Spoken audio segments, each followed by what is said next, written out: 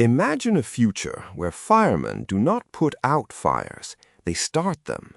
Their job is to find hidden books and burn them, because books are illegal, dangerous, a threat to a happy and orderly society. That is the world of Ray Bradbury's Fahrenheit 451, written in 1953, and it is usually remembered as a story about censorship, about an oppressive government crushing free thought by force. But that reading misses the most disturbing thing Bradbury actually predicted. Because in his world, the government did not start by banning books. The people stopped reading them first. The censorship only finished a job that distraction had already mostly done. And that, in 2026, should make the hair on your arms stand up. Here is the strange detail almost everyone forgets. Midway through the novel, the fire captain explains how their society really got this way, and it is not the story you expect. He does not describe a tyrant seizing power and silencing the masses. He describes the masses losing interest. He explains that books were not torn from people's hands. People simply drifted away from them, toward faster, brighter, easier entertainment, toward screens that filled every wall, toward content designed to be effortless and constant and emotionally frictionless. Thinking became uncomfortable. Depth became boring. And so, gradually, willingly, people traded the difficult richness of real ideas for the smooth comfort of endless distraction.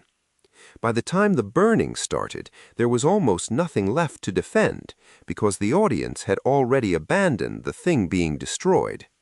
Let me reframe the whole book. Fahrenheit 451 is not primarily a warning about governments that ban ideas. It is a warning about a population that becomes too distracted, too entertained, and too comfortable to want ideas in the first place. The villain is not the state. The villain is the screen, the noise, the relentless pursuit of a frictionless mental life with nothing in it that requires effort or stillness or the willingness to be unsettled. Bradbury understood that you do not need to burn books to kill a thinking culture.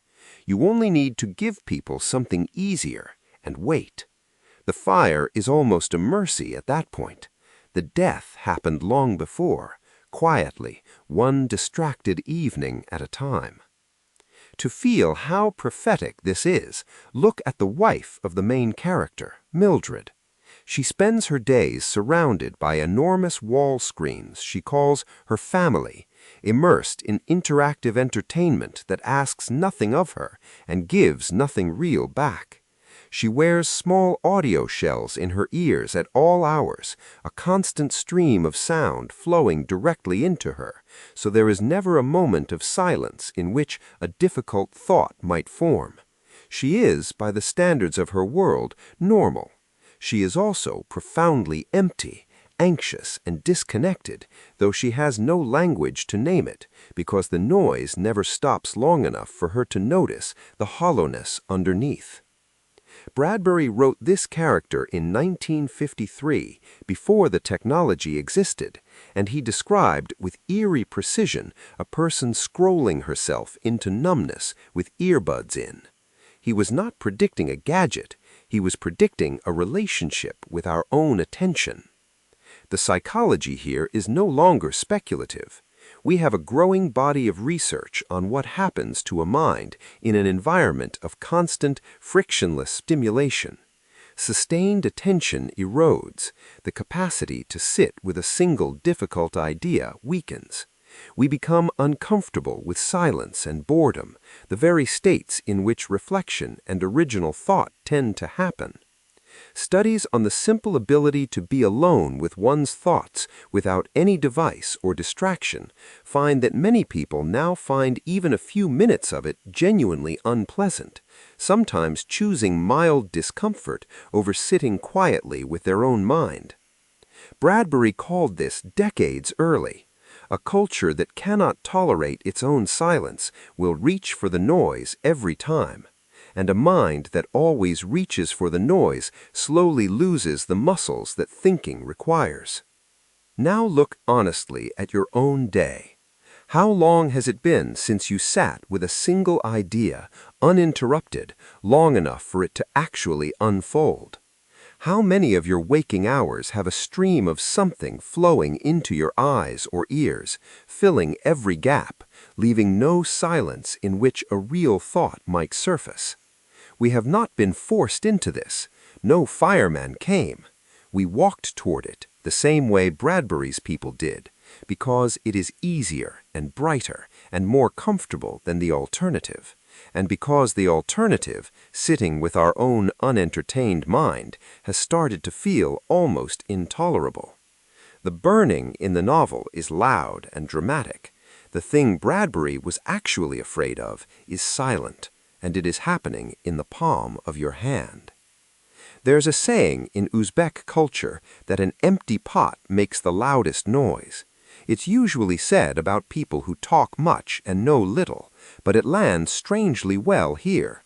A culture that fills every silence with noise is not full, it's empty, and the noise is how the emptiness hides.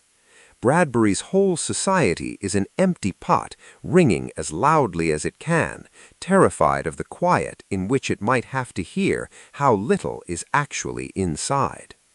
But Bradbury does not leave you only with the diagnosis, and the cure he offers is quietly radical. The resistance in the novel is not an army. It is a small group of people who have each memorized a single book, becoming living libraries, carrying the ideas inside themselves, where no fire can reach. The point is not nostalgia for paper. The point is that real ideas have to be internalized, carried, lived with, made part of who you are, rather than merely accessed and forgotten. In a world of infinite information and almost no depth, the rebellious act is not to consume more. It is to take one worthwhile thing and actually metabolize it, to let it live in you, to think about it until it changes you. Anyone can access everything now. Almost no one carries anything. To carry something is the new resistance. This connects to the most hopeful thread in the book, which is the slow awakening of the main character, Montag. He does not transform because someone forces him to. He transforms because a few encounters crack the smooth surface of his distraction.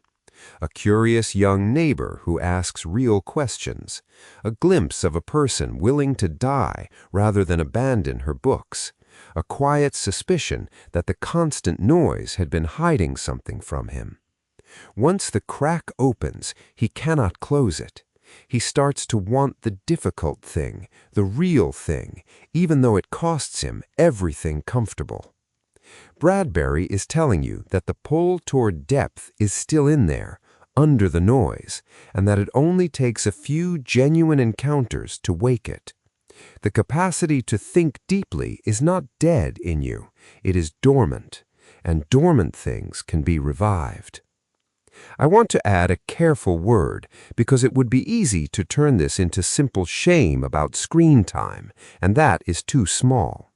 The issue Bradbury is pointing at is not that entertainment exists or that you sometimes want something easy. Rest and lightness are human and good. The issue is the total displacement of depth, the state in which there is never any silence, never any friction, never any room for a thought you did not choose to be fed. If you notice that you reach for noise the instant a quiet moment appears, that is not a character flaw to feel bad about. It is exactly the reflex Bradbury described, and the gentle response is not self-punishment, but curiosity. What would happen if you let one silence stay open? What thought is waiting on the other side of the noise you keep reaching for? Read Fahrenheit 451 again, not as a dated warning about government censorship, but as the most accurate prediction ever written of a culture that would distract itself out of its own depth. It gives you language for the quiet emptiness underneath constant stimulation, for the strange discomfort of your own silence, for the difference between accessing ideas and actually carrying them. And it ends not in despair, but in a stubborn ember of hope, a handful of people walking away from the noise, each one keeping a single book alive inside them. Bradbury's real question for you is not whether the books will be burned. It is quieter and far more personal.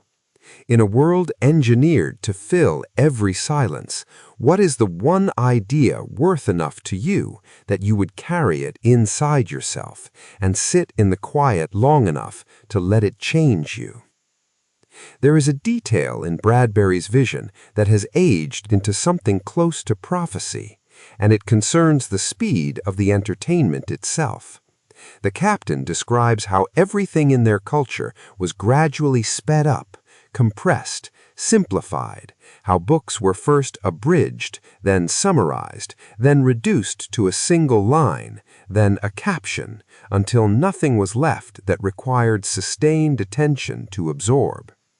Pause on that, because it is no longer a prediction.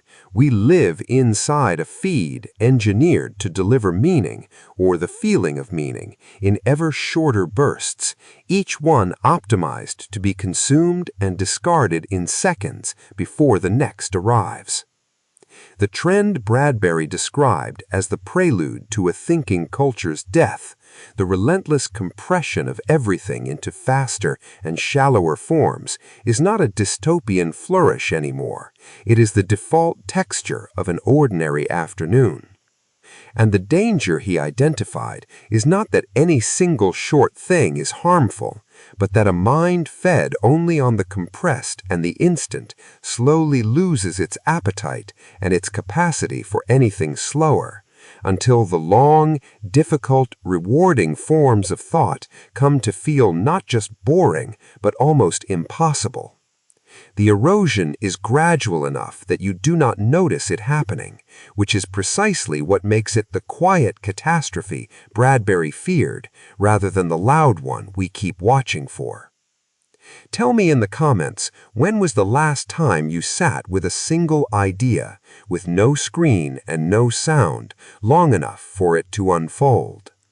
If you want more deep dives that turn the stories you think you know inside out, subscribe and check the description for further reading. One honest note before you go. This video uses AI-generated audio and visuals, and it offers reflection, not professional advice. If the noise in your own life has been hard to step away from, that is worth talking through with someone you trust rather than facing alone. This was just one reader's thoughts offered to make you think.